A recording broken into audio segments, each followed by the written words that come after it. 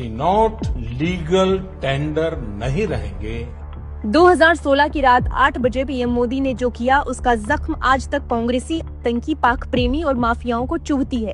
धुरंधर film ने उसी घाव को फिर से ताजा किया है और दिखाया है कि चाय वाले के आने से पहले सिर्फ भारतीयों के साथ नहीं बल्कि उनकी अस्मिता, उनका फ्यूचर, यहाँ तक कि उनके रुपयों के साथ क्या खिलवाड़ किया जा रहा था। धुरंधर फिल्म के पार्ट 1 में अजित डोभाल का रोल निभा रहे आर माधवन पूछते हैं, पाकिस्तान को हमारे 500,000 नोट के प्रिंटिंग प्लेट्स मिले कैसे?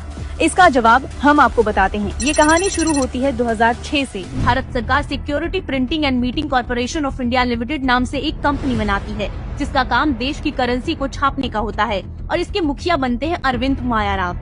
आरोप है कि अरविंद मायाराम नियमों को ताक पर रखकर इस कंपनी के सभी फैसले मनमानी तरीके से लिए। मायाराम ने ब्रिटिश कंपनी डेलारू को नोट छापने के लिए जरूरी कागज, धातुई धागा, इंटाग्लियो स्याही आदि की आपूर्ति का ठेका दिया। 2010 के आसपास इस कंपनी की पोल तब खुलती है जब चिदम्बरम और मायाराम दोनों की वित्त मंत्रालय से छुट्टी हो जाती है।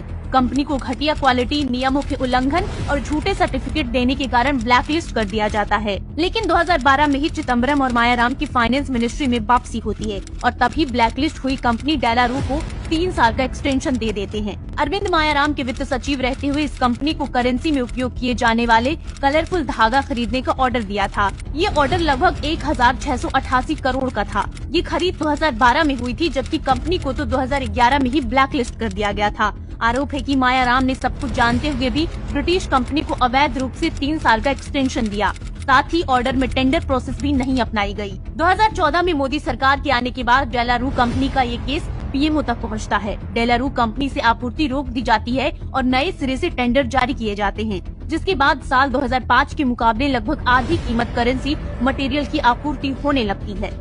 सरकार इसकी जांच सीवीसी को सौंपती है। पड़ताल के बाद सीवीसी इस पूरे मामले को सीबीआई को हैंडओवर करती है। लेकिन कथित करेंसी घोटाला देश की सुरक्षा से जुड़ा केस है, क्योंकि जिस कंपनी से डील होती है उससे पहले शर्त होती है कि वो दुश्मन देश का वैसा मटेरियल सप्लाई नहीं करेगा जो भारत में सप्लाई होगा। लेकिन कांग्रेस की करीबी मायाराम ने जिस कंपनी को एक्सटेंशन दिया उसी कंपनी पर आरोप लगे हैं कि वो पाकिस्तानी करेंसी छापने और उसको भी वही मटेरियल उपलब्ध करवा रही थी। लेकिन जैसे ही मोदी जी ने फर्जी करेंसी पर रोक लगाने के लिए नोटबंदी की कि वो माफियाओं की कमर टूट गई, उनकी फंडिंग धराशायी हो गई।